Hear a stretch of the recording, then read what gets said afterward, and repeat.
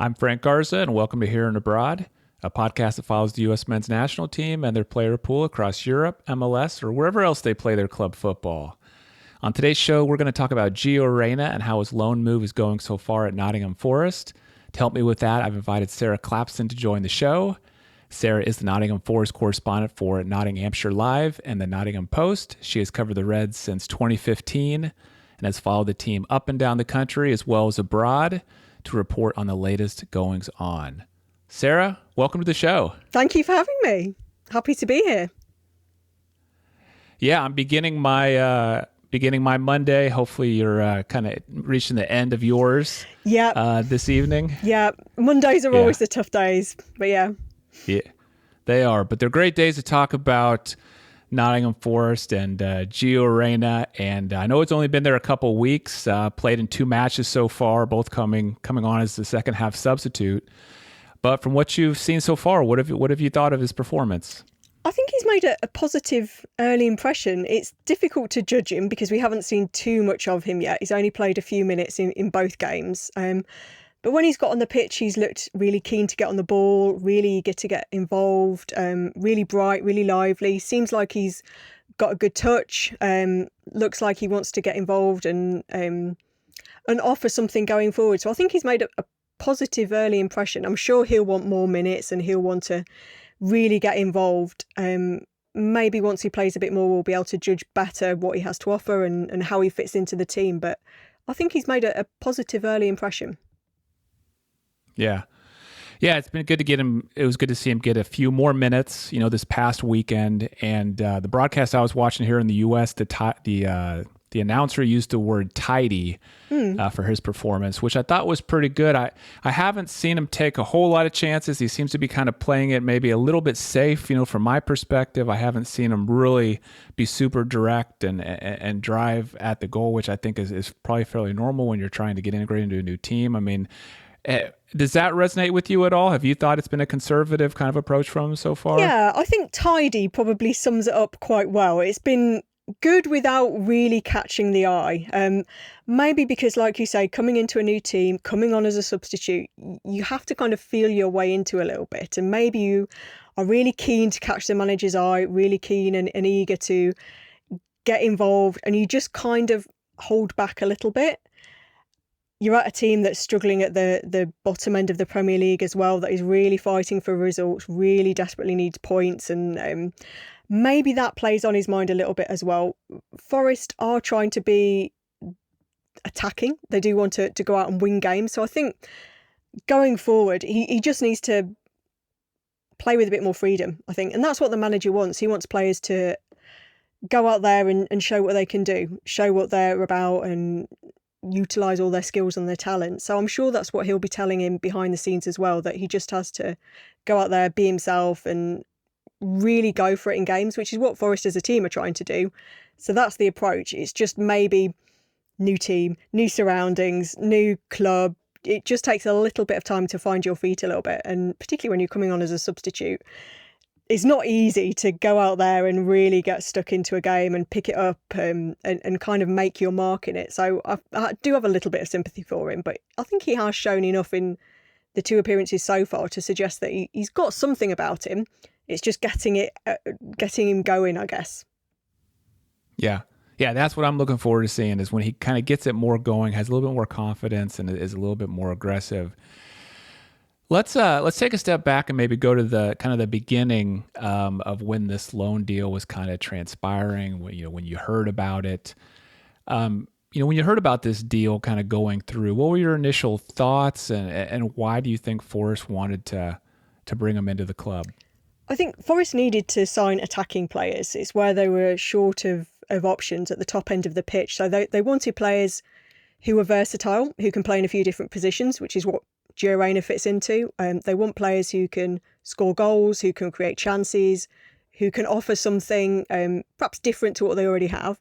So again, I think he kind of fits that profile as well. He's a young player who has a lot of potential, who has shown what he's capable of before earlier in his career, but has the best years kind of ahead of him still. So I think there was an excitement in that sense that he's somebody who potentially can make a difference. It's just whether he gets to that point, I guess.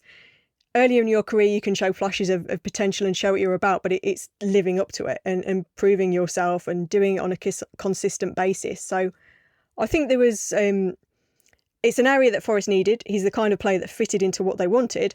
It's just now getting him to perform to his maximum level, and really making an impact in the team, really cementing try to cement his place in the starting 11, which is going to be difficult, but having that competition is so important because Forest didn't have a lot of that. Yeah. Yeah, let's talk about that starting 11. I kind of want to get your thoughts on where you see him fitting into the team. I mean, it doesn't, with the, I guess, 3 forwards they usually play out there, it doesn't look like it's going to be easy for him to jump in there. But how do you see him fitting into the team? And can you talk about who are those players he's competing with for minutes? Yeah, so I think he himself probably sees himself as a number 10. And at that role at the minute, Morgan Gibbs-White is the first name on the team sheet. He's arguably Forest's most important player. He's so crucial to the way that they play. So for Gio Reyna, trying to get in front of Morgan Gibbs-White is going to be difficult. But it is an area where Forest needed backup and competition. So Morgan Gibbs-White has missed a couple of games recently because of injury. If anything, touch wood, Forest will be hoping it doesn't. But if anything does happen to him again in other games, or he needs a bit of a rest, or they need to mix things up a bit, they needed competition for him. So I think that's one area that Gio Reyna can play in. But also, he's able to play out wide. Forest have Anthony Elanga, Callum Hudson-Odoi really as their only 2 wingers. So they needed backup there as well. So again, that versatility and flexibility that Gio Reyna offers is really important. I think initially, at least, if he's going to try to work his way into the starting 11, it's going to be one of those 2 wide positions that's going to be his best route to getting there. And I think he can do that. Anthony Elanga has made a massive difference since he came in the summer.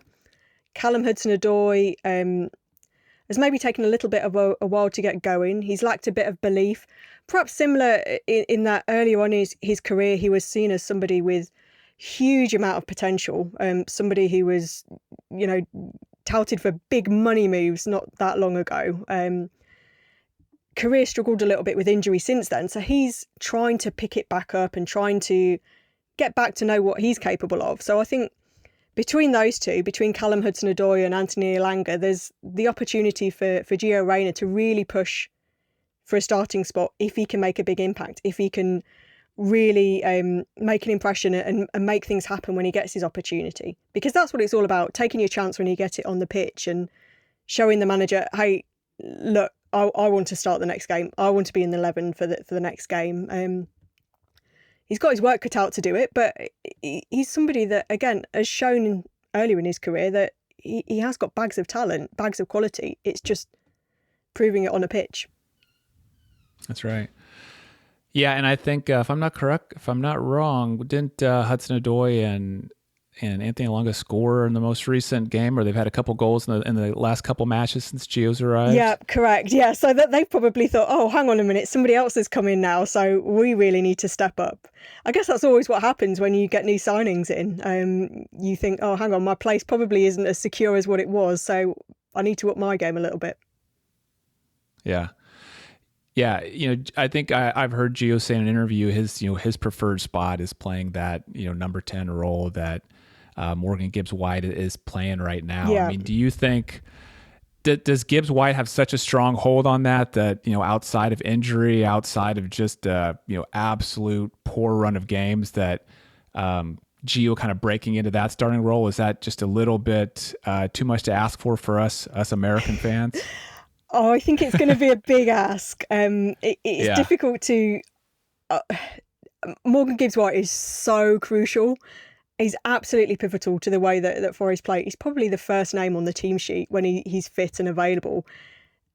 Again, it doesn't always happen that you're fit and available for every single game between now and the end of the season. Forest have to cover all eventualities, but Morgan Gibbs-White has proven himself. He's the last season and a half, he's just been really, really pivotal to the way that Forest play even with the change of manager, he's still integral. He's at the heart of all their attacking threat. He's added goals to his game this season, and he's somebody that has huge talent, and he has shown it in a Forest shirt. So he kind of has that little bit of an edge over Gio Reyna at the minute, and I think unseating him from the starting lineup is going to be difficult. But again, it's a challenge. It's something that Gio Reyna has to take on board, I guess, and try to do his best to give Gibbs White a run for his money. Yeah. Yeah, and that's good for the team as well. The more, like you said, the competition, the more guys you have, pushing for starting minutes there. That's gonna help everybody.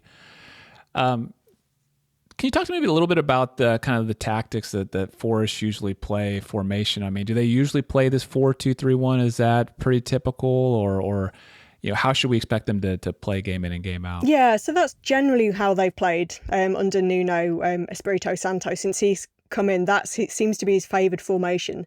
They have tweaked it a little bit. They have shown they can play with a 3 at the back and wing backs before, or as a 4-3-3, but I think generally that's his favoured formation. And again, going back to Morgan Gibbs-White, I think a lot of it revolves around that because he has thrived going into that number 10 role. Under the previous manager, he was playing out wide, he was playing in a 4-3-3, and Forest really weren't seeing the best of him. So Nuno has come in, tweaked the formation, tweaked the shape, and gone, well, Morgan's our most important player, so we're going to build the team around what works for him. And that then gets the best out of the rest of his teammates. So I think going forward, that's the system that Forest are going to use. I think it's one that probably suits Gio Reyna as well, because of what he offers and how he sees himself, whether it's as a wide man or whether it's in that number 10 role. Forest generally, they have been a real threat on the counter-attack. That seems to be they're trying to utilise strengths in the team, such as Anthony Elanga, Callum Hudson-Odoi, who are so quick that they can catch teams in that way. They do try to get on the front foot. Nuno is really about going out there, trying to express themselves, trying to play to win. But I think that counter-attacking tactic is one that they really try to utilise because they do have pace in the side. And again, I think Gio Reyna probably fits into that as well. It's a system that suits a lot of players in the team and tries to get the best out of them. It just needs to follow that results and performances improve a little bit, I guess, because at the minute it's a little bit hairy down there at the bottom end of the Premier League table. Yeah, a little uncomfortable. Yeah, it is. It is right now. Yeah. Well, one thing I wanted to ask you about was, Gio. A lot of U.S. fans are a big fan of him and see him as possibly the player on our entire roster with the highest ceiling. Like we've talked about, he hasn't necessarily lived up to that. But there's this excitement about him, and I shouldn't say he hasn't lived up to it in a real disappointing way. It's just that we talk about his potential, so much, and a lot of people are big fans of him because of the stuff they've seen from him, on the field.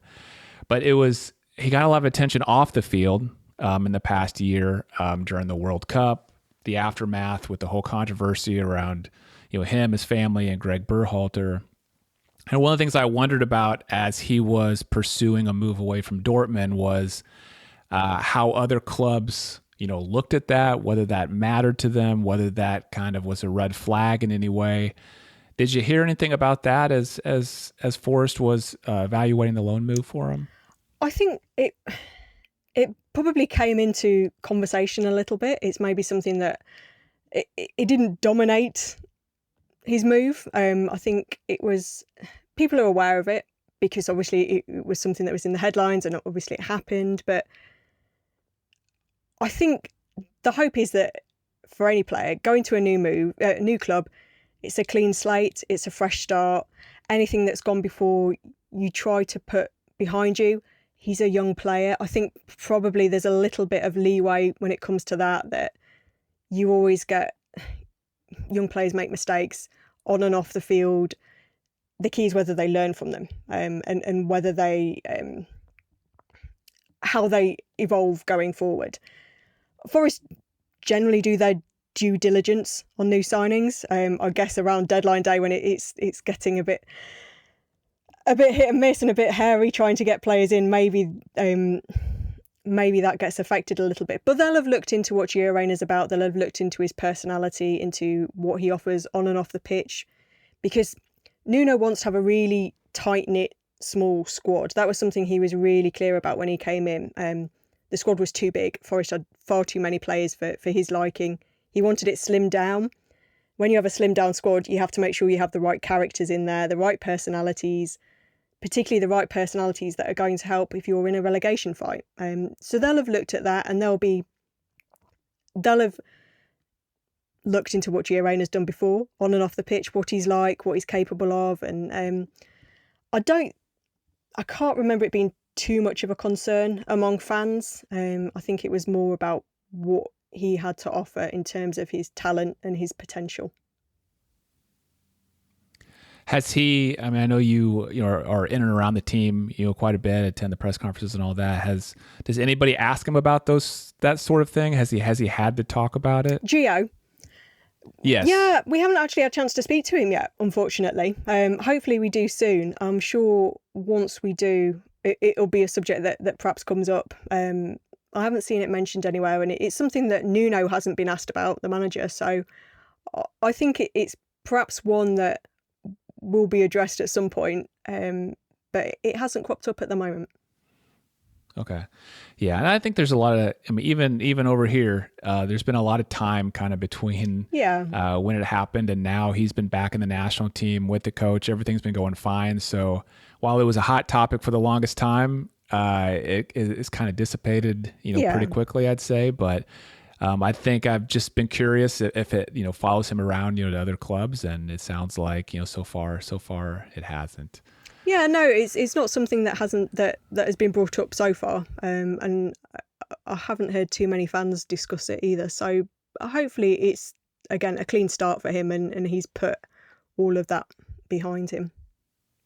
Yeah. So I mentioned that a lot of U.S. fans really like Gio.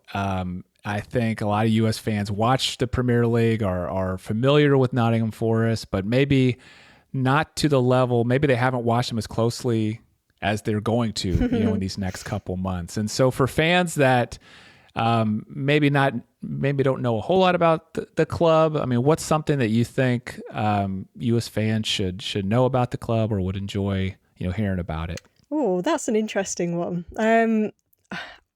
I guess that the main point is that Forest are in their second season back in the Premier League. It took them more than 20 years to get back there. So it's a long time since they've been in the top flight of English football. They managed to stay there last season, which was a huge deal. The challenge again is to do it this season, and it is proving difficult. They've got a potential points deduction hanging over them because of financial fair play rules. So that's something that is a big talking point at the moment, and it adds a little bit of nervous tension because of the situation at the bottom end of the table. But yeah, I think it's going to be an interesting end to the season. There's always twists and turns and ups and downs, and that was the case last year when Forest managed to stay in the Premier League. I'm sure it'll be the same again, because very rarely do you get a season where it's just one long upward curve when you're fighting for your Premier League status like this. So it's going to be an interesting one.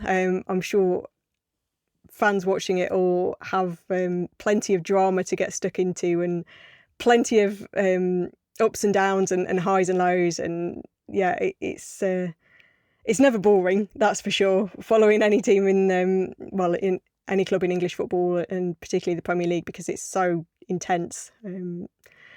The games are certainly difficult to predict a lot of the time, because anybody can beat anybody. It's such a cliche. I feel I feel bad for saying it, but it's true. Any team can go out there and beat any other team in the Premier League. So you get games that are really difficult to predict. Yeah. Yeah, those relegation battles can almost be more dramatic than the the top of the table fight to win the league. It seems sometimes. Yeah, So yeah, that's absolutely. going to be hopefully hopefully they can get a little bit more space so they won't have the drama those last couple weeks. But yeah, it's going to be I don't know if fun to watch is the right word, but it's going to be kind of intense to watch that unfold. Yeah, nail biting, I think, is. Well, Sarah, thank you so much for joining the show. Yeah, nail biting. Yeah, that's the term I was looking for there. Well, thank you, Sarah, for joining the show. I'll make sure and put links in the show notes to your X account, which is at Sarah_Clapson, and also to your work at Nottinghamshire Live and the Nottingham Post. Thank you. But before I let you go, anything else you'd like to share about Gio, Forest, or anything at all? No, that I'm looking forward to seeing what Gio has to bring and what he has to offer, because he seems like a really exciting player as well. I guess I can't go without mentioning Matt Turner, another US international. Oh yeah. Unfortunately, seems to have lost his place at the minute because Forest brought in another goalkeeper in January. He did well in the FA Cup game the other day, Matt Turner, when he got his opportunity again. He's a great guy. I have to say, we've spoken to him and he's absolutely brilliant. It's a shame perhaps that he didn't quite have the starts of the season that he wanted. Again, as far as goalkeepers go, though, he's still fairly young, and he just has a few areas of his game to work on, I think. But I'm sure we'll see him perhaps in the cup game coming up against Manchester United as well. But yeah, I think he's somebody that Forest brought in last summer with a view to being the number one goalkeeper. It hasn't quite worked out how he wanted, but he seems like a proper professional who takes it on the chin, took it in the right way, tried to respond by showing what he could do in the FA Cup game, was really key in the penalty shootout, saved a good penalty. So I think he has taken it how you would want any goalkeeper to take losing their place, which is real credit to him. He's a great character and he's shown a lot of resolve and resilience. Yeah. I saw an interview with him just a few days before that FA Cup match, and yeah, his attitude was spot on, professional, upbeat, not giving up, and saying, hey, I've faced adversity before, and this is another opportunity to do it. And you can't help but cheer for the guy. I mean, I agree with kind of your sentiment about him just being a great guy and just such a consummate professional. Yeah, absolutely. I hope that he goes away, improves his game, gets better, and really responds in the way that you'd want somebody to do. He's just such a great character, and his attitude is just top draw. So hopefully he'll come back and respond and come back an improved player. Yeah, we'll see. And I'm definitely hoping to see him get that FA Cup start, but we'll see. We'll be keeping an eye on Matt and Gio and the rest of the club. And Sarah, just thank you again so much for joining the show today. No problem. Thank you for having me. And thanks to everyone for listening to Here and Abroad. If you enjoyed the episode, please share it with a fellow USMNT fan. I'm Frank Garza. You can follow me on X at FrankGarza007, and I'll be back next week with a new episode.